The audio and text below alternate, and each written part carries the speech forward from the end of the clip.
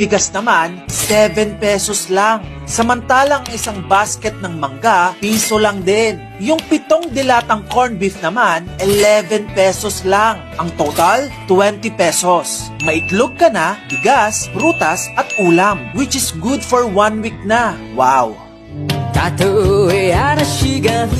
Punta naman tayo sa dekada na puno ng punk rock at under martial law ang buong Pilipinas. Sa dekadang ito, biglang nag-iba ang ihip ng hangin. Ito ang mabibili ng 20 mo. Yung dating 10 centavo na itlog, ngayon, 2 na kada piraso. Samantalang yung isang dilatang sardinas naman ay 10 pesos na. Yung isang tali naman ng gulay ay 2 pesos. At yung isang bote ng soft drinks ay 3 pesos. Makakabili ka na rin ng 3 order ng kanin sa karinderya na worth 4 pesos. In total, 20 pesos na. So kung noong 1960s, yung 20 pesos mo pasok